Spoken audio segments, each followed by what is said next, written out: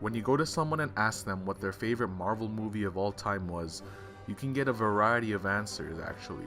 That's what I like about Marvel Studios, is that there are a variety of movies to love, such as Iron Man, the movie that started it all, Captain America, my favorite in my opinion, or Thor, somewhat subpar but at the same time astounding.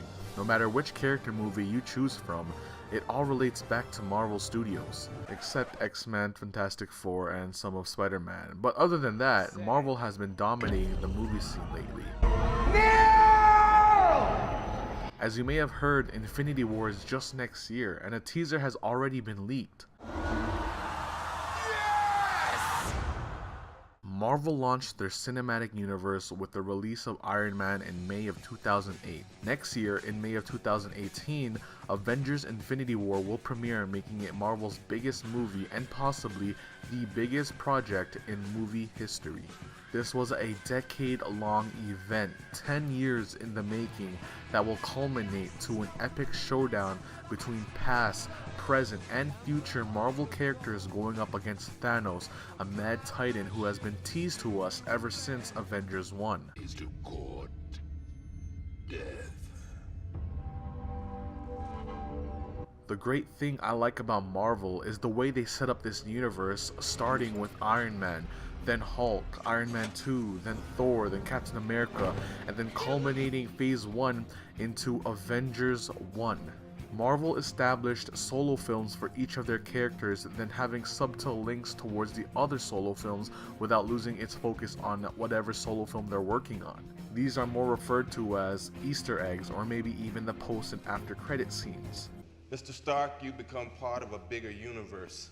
You just don't know it yet. Iron Man with the Captain America shield, Tony Stark talking to Ross, or Nick Fury talking to Stark. Whatever it was slowly building up the hype. Marvel was setting up something up from the beginning, and they did it with patience while building up their characters until finally linking them into one big movie, Avengers 1.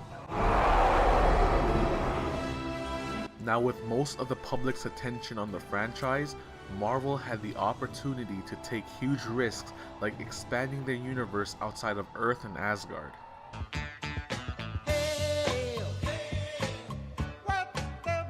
This led to Guardians of the Galaxy, Ant-Man, Doctor Strange, and then introducing other characters in other movies like Yondu, Black Panther, Scarlet Witch, or Vision. The universe was slowly starting to get a lot bigger than just Earth and Asgard. It was expanding to greater lengths, and that's when it will ultimately reach their biggest threat yet, Thanos. I'll do it myself. As the movies kept releasing, Marvel has been adding characters to the cinematic universe while setting up their main villain through the usage of the Infinity Stones.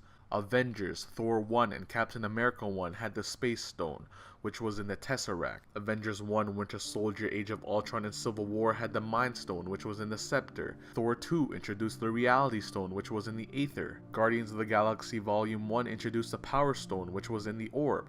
And Doctor Strange introduced the Time Stone, which was in the Eye of Agamotto. And lastly, the Soul Stone, which will either be featured in Black Panther, Thor Ragnarok, or in just Avengers Infinity War.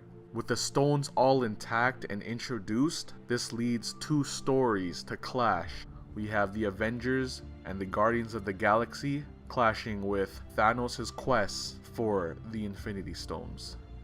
We are Groot. It amazes me to see what was a last stand effort to survive grow up to be one of cinema's greatest eras. Marvel was going through their final stages of their product life cycle, and Marvel Studios was Marvel's last stand to get back up on their feet. And in a time where superhero movies weren't as dominant as today, this was Marvel's greatest effort to get right back up, and they did just that. With the release of at least 2 to 3 movies every year, Marvel's universe is quickly expanding, but also properly establishing the new characters while making old characters stay relevant. The future of this franchise is incredible, and as they keep releasing movies each and every year, I can only hope Avengers Infinity War isn't the only film we get to see all of our beloved characters in one film. My name is Jay, and this was Avengers Infinity War, the culmination of a decade. Alright, hey guys, how's it going? That was it. That was kind of like a video essay-esque type video. That was kind of a cluster of words there. No, but it was somewhat of a video essay, and I just wanted to talk about Marvel's culmination of a decade and leading it up to Avengers Infinity War. Now, I never made any video essays in my life, actually. I've only watched them, and I really don't know how to make them. So what was like better to just make one up and get feedback, because how am I gonna get feedback if I don't do it? So let me know what I can change. Let me know what I did right, and yeah, just thank you for making a constructive criticism if you do. You guys have been a lovely audience. Thank you so much for watching. Yeah, Marvel, you done yourself a good job. Now, DC, let's see what you gotta offer.